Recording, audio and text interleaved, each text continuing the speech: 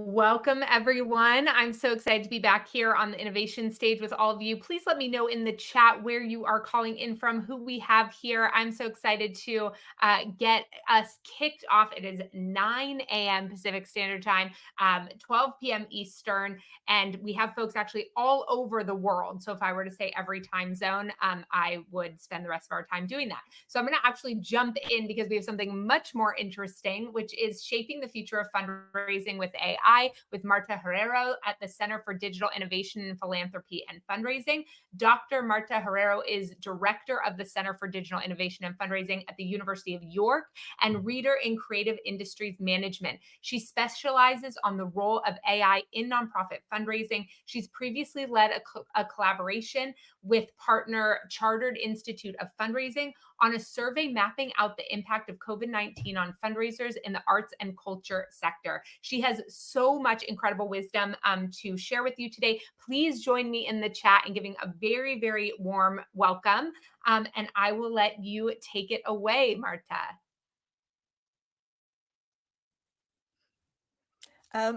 Okay, so hello everybody. Thank you, Mallory, for the introduction. That was lovely. And incredible wisdom is something that I really like to hear. I hope I can, I can be up to the expectations. But first of all, just a big thank you for inviting me to be here. It's very exciting to be part of this community and this forum. And I think I've done something to my slide. Okay, sorry, I think I've done something to my slides. Yeah.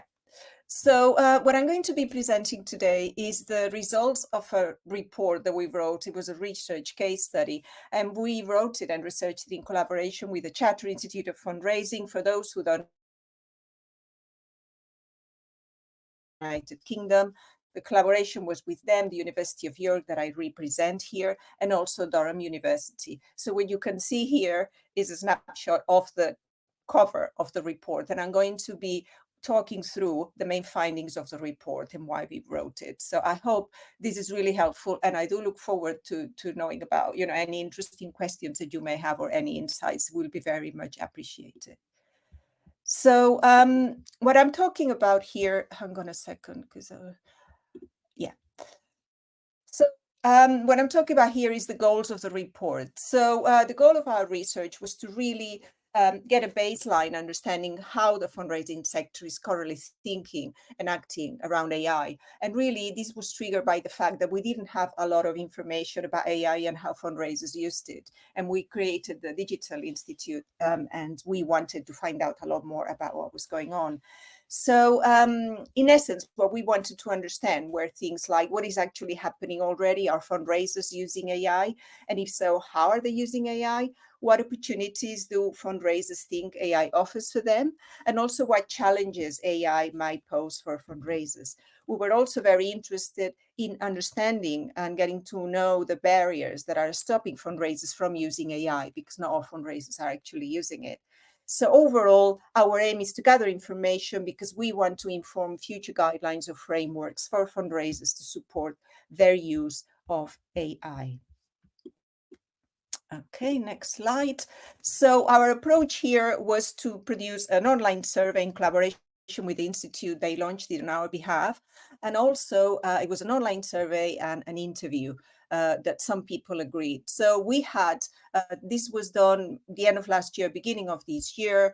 The survey online was completed by 79 people, and 21 of the people that were surveyed agreed to also being interviewed, and we interviewed them online. Most respondents were employed fundraisers. Some had recently taken a consultancy role, but there was a wide range of fundraisers, really, from junior, mid-career, senior fundraisers, and also, as I said, consultants. So just to give you a key statistics really about the respondents, because I can't spend a lot of time on who they were, but I think it's important to map it out. There are some points that I want to make. First of all, 31% of fundraisers work for the education sector. And this is a lot to do with the fact that we launch also the research as part of the university, and we have a lot of contacts in that area. So this is probably likely due to our personal network contacts.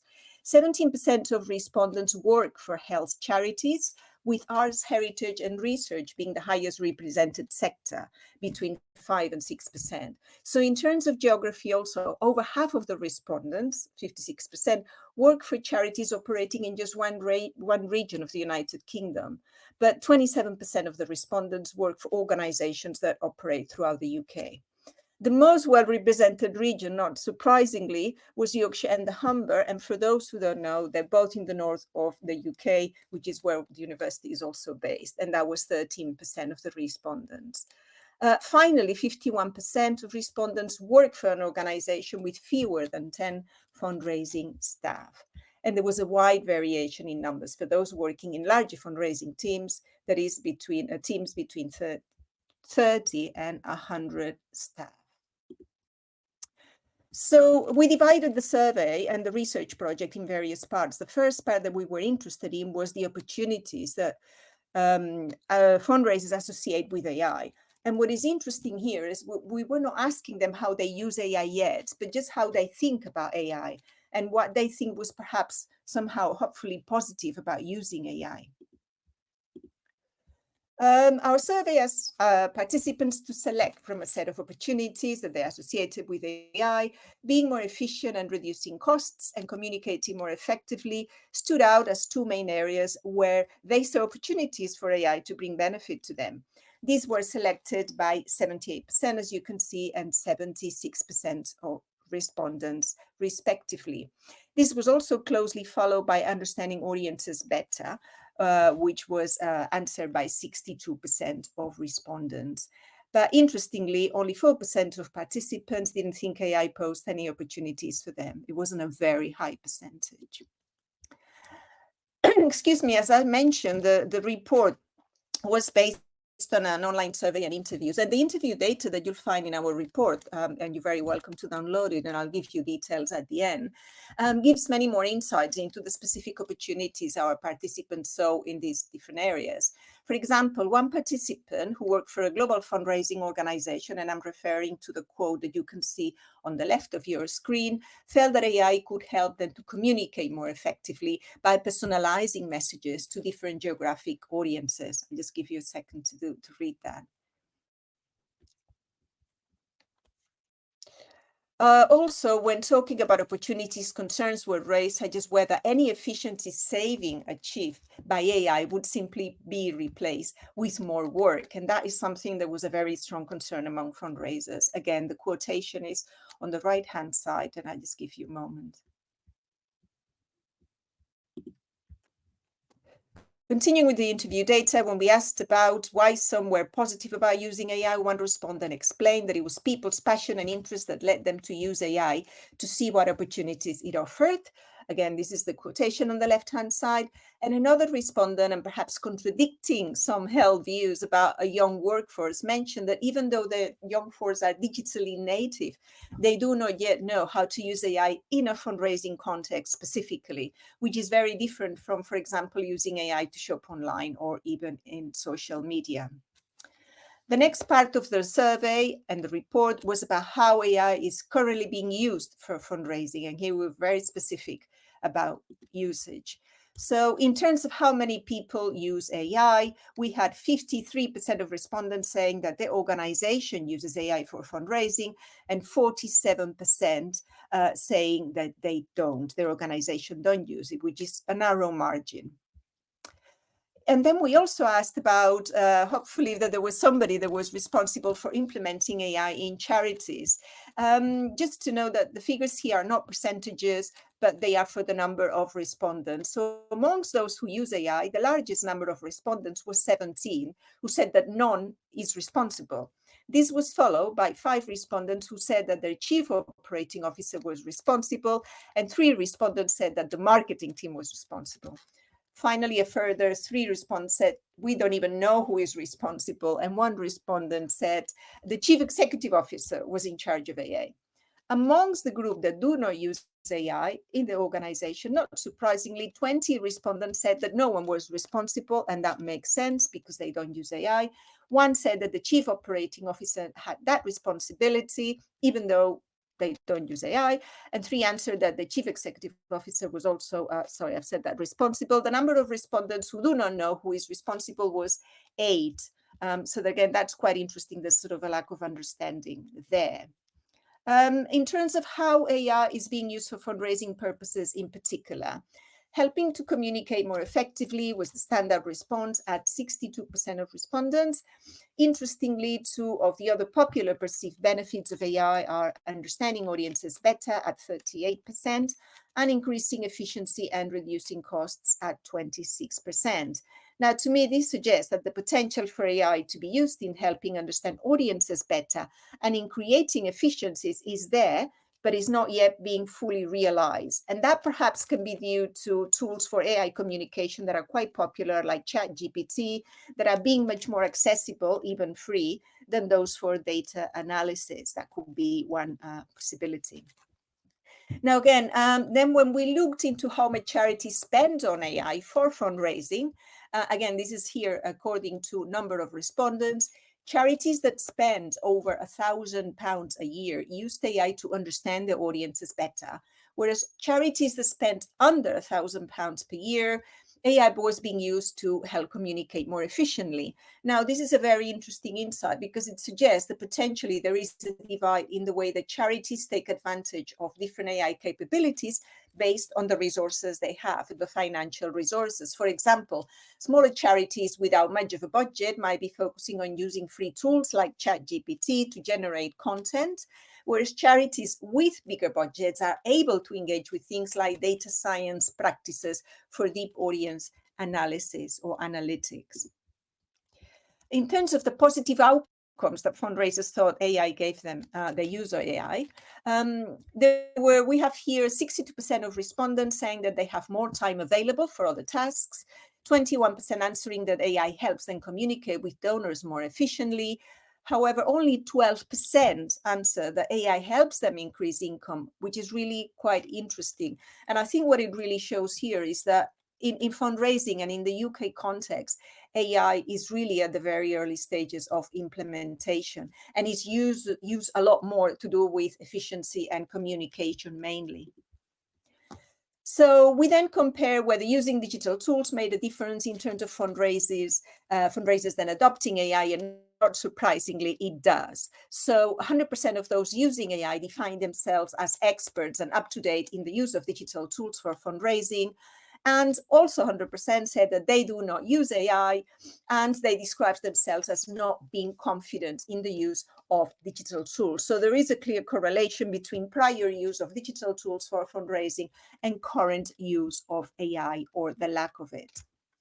Now, the interview findings in the report, again, give us a lot more in-depth information about how AI is actually being applied by organizations across the different areas by charities. One key use that was mentioned by quite a few participants was to support the writing of funding proposals. That's quite an important one because, especially for those that were working in trust and foundation funding, it was really important for them to use AI. But the benefits of these were described in terms of saving time, but also in terms of AI being a thinking partner that helps you come up with creative ideas. So it wasn't just about efficiency, it was also about creativity, which I think is quite an important finding there. Finally, one respondent explained that not only AI can help them save time, but also improve the quality of the work that they were doing, which we think is a good thing to be noted as a type of positive outcome. Now, we move on now to talk about concerns, challenges, and barriers. These are very important, and we did ask our fundraisers quite a few questions around this.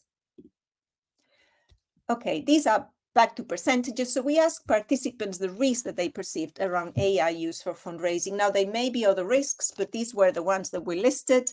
The ones that we included were data bias and discrimination, as you can see, divided between AI and non-AI users, staff redundancies, ethical concerns, and in particular, cybersecurity risks, privacy and data breaches, environmental concerns, and keeping pace with legal and regulatory requirements, which actually is quite an important thing to do. So we found that some of these concerns were more prevalent amongst people who were already using AI compared to those who weren't, especially those relating to ethical concerns and to bias and discrimination, with 84% and 72% respectively. Now, if we compare these risks in non-AI users, the percentages are lower. So 73% are concerned about ethical risks and 51% about data bias and discrimination. Again, this suggests that those who had used those systems, AI, had seen firsthand how harmful it could be, and therefore they saw it more as a risk. This could be one conclusion to be drawn from this data. Another important outcome here is that despite being one of the most talked about concerns about AI in the media, we saw that participants seem less concerned about losing their job to AI. And that's quite an important finding again, because there is a lot in the media about this issue. So, in our sample, it wasn't a huge concern. This concern dropped among existing AI users to only 6%, which perhaps suggests that current systems are quite a way off the job replacement level in this context. So now we're talking here about the main barriers that prevent participants from using AI or using AI more extensively. So we found that the two standard barriers to AI use were a lack of knowledge about AI and a lack of practical skills around it within organizations. And there was quite a notable rise in concern about negative impacts on fundraising, which is quite an important one as a barrier amongst those who had used AI compared to those who hadn't. Again, this is another important finding that tally with the previous findings, suggesting that the potentially negative consequences of AI, like bias, are made more apparent as one tries out AI. So the more that you use AI, the more you have concern about negative impact and the other issues that I mentioned earlier on. Now, the interview findings also had to, we did ask in the interviews the same set of questions that we asked in the survey, but we asked our interviewees to elaborate. So when we asked about questions to do with training and regulation, the interview findings provide deeper insight. For example, one participant described, and this is on the left-hand side of my screen, described an experience with ChatGPT that had quite starkly illustrated the risk of AI bias to them, especially the fact that when they asked ChatGPT to create a fundraising event, everybody was white, looked incredibly traditional, and this was really for them a crass example. Another participant described how they were skeptical about whether the benefits of AI they had experienced so far were justified in comparison to the environmental aspect of AI. And we had quite a few interviewees talking about the environmental aspect being a key concern. As I say here, unless it does save a lot of time, I'm trying to sort of see the benefits, but I struggle. AI training and information, regulation and policy. This was the final area that we explored in our report, is the extent to which fundraisers are able to draw on any training and whether they follow any regulation and policy. So the question that we ask about whether you have sought or received any AI training in the last year, again, this is not percentages, this is by number of respondents. We found that the highest number of respondents was 24. They said they had not sought or received any training, and these apply to both AI users and non-AI users. And I think that's an important finding, that people that use AI, they have not want to look for any training, and it could be because they already know about it, or because they use it at a level that is so low that perhaps they don't think they need training. So that's an interesting finding there. Amongst AI users, only 12 respondents had sought or received training, while 17 non-users did actually seek and receive training. So the ones that are not using AI have sought more training than those that use it. Again, another interesting finding here. Right, how respondents went on to find out information about AI, because there are many ways of finding information and not all of them straightforward.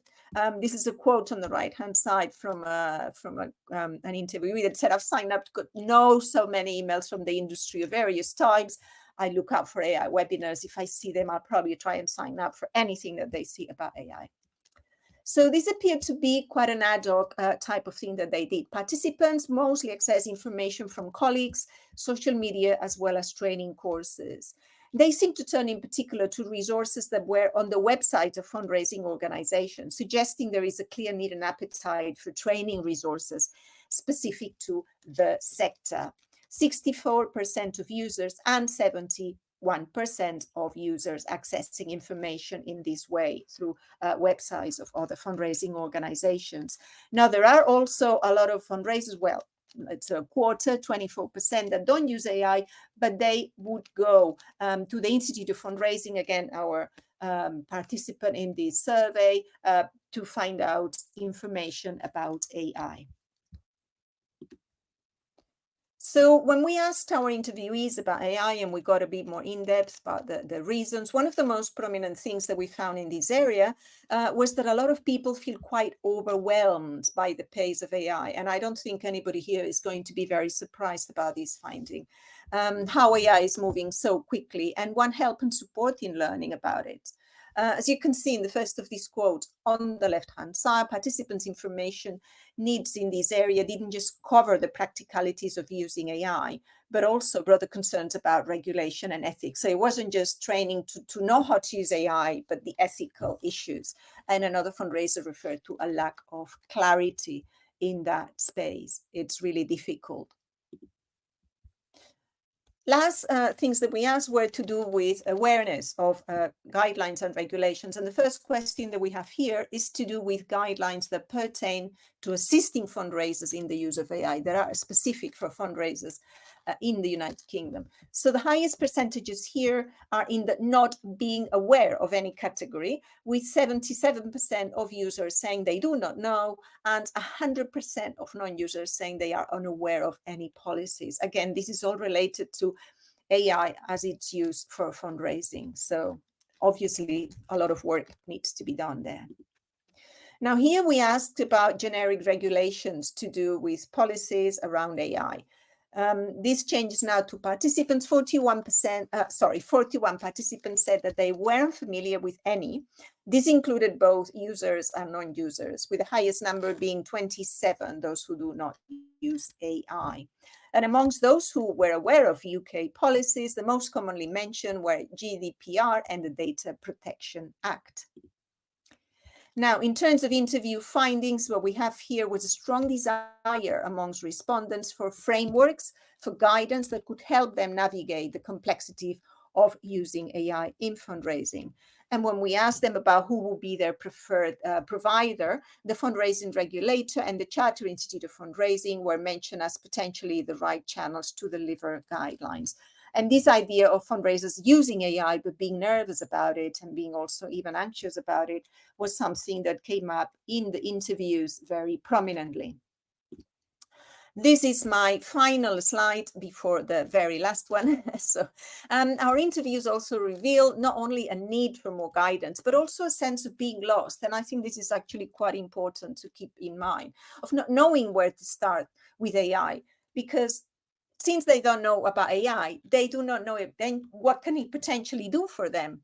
So what they don't know what guidance they even need to have by explaining. They first of all need somebody to explain what it is that AI can do for fundraising, and then they can go on about guidelines and other things. But the problem is, as they said here in this quote, we don't know what we don't know. So we don't know how to prompt it properly. We don't know how we might get something useful out of it if you're new to it. Now, this is the end of my presentation. The long report, we have a long report and a summary report, are both available from our website, which is the Center for Digital Innovation in Philanthropy and Fundraising, as you can see here on the left-hand side. And you can also Google it with the title and the authors. I don't have anything else to say. I can't see anybody, just a bit odd, but these things happen when you do things online. So thank you, everybody, for everybody who's listening or watching me. I just want to say thank you for being interested in our work and in our research. And I hope this has been useful somehow. And please feel free to ask any questions. Thank you. Thank you so much, Marta, for your time, for your wisdom. There was so much that I took away from that. I'm still thinking about how many organizations have no one responsible, even when they aren't using AI, because AI is changing so rapidly. It concerns me a little bit that there isn't somebody at the organization sort of keeping their ear to the grindstone around AI innovation. But you shared so much wisdom, so much for us to think about. Folks, make sure I put up on the slide a feedback page so that you can give feedback to us and Marta about the session. I also want to make sure that you know you have a incredible opportunity for Q&A right now in the lounge. So we're so glad you connected with Marta here during this session, but you can continue the conversation in the lounge. So navigate to the lounge and join the table for Shaping the Future of Fundraising with AI. That Q&A, here are some like little instructions around how you can find the lounge that you're looking for. This is open Q&A to dive deeper into the research findings, discuss opportunities and risks, and share your own experience with AI and fundraising. So make sure to head over there. Just as a quick other kind of recap, from the reception area, you'll see lounge in the top navigation. You just select that lounge, find the table with the lounge title, and join. And you can feel free to turn your camera and mic on to participate or leave it off if you just want to lurk. And I mean that in a very positive way, and just want to watch and engage in chat. Okay, so coming up next, we are flying through this. There is so much for us to cover, and I'm so excited for everything that we have in store for you today. So coming up next over here, Kelly Hecht is still going on the Amplify stage. On our stage, we're going to be talking about should I be using AI for this with Jim Frusterman from Tech Matters. Really excited about that. And then Tim Lockey and Dan are still going on the Impact stage around the real AI hacks that are powering Furniture Bank. I also have another fun announcement right now, which is that the Spark stage is open. So the Spark stage is officially open. This is powered by our friends over at Play. These quick, high impact sessions are designed to ignite your ideas, give you a practical way to put AI into action right away. And so, coming up now on the Spark stage, we have the bold, the brave, the blindfolded, led by Kaz McGrath, good friend of mine. Kaz is amazing, and she is the CEO and founder of Play. So, check the agenda, bookmark your favorite Spark sessions, and pop on over to get inspired. And if you're wondering, okay, how am I going to use the rest of these 2 days? There is so much goodness. I'm already learning so much. Make sure that you check out on the schedule in the upper right hand corner. You'll see all of the sessions coming up. Bookmark the ones that you'd like to attend, and you can join any sessions that are live. And remember, do not forget to take care of yourself. Go for those walks, take those minutes away. You don't have to go to everything. Go to the stuff that's really relevant, that's really going to move the needle for you. That is what is most important right now. All right, we're going to end this session, and I'm going to jump over for the next session on the innovation stage. Should I be using AI for this? I could not love this topic more. So thank you, and I'll see you hopefully in our next innovation session.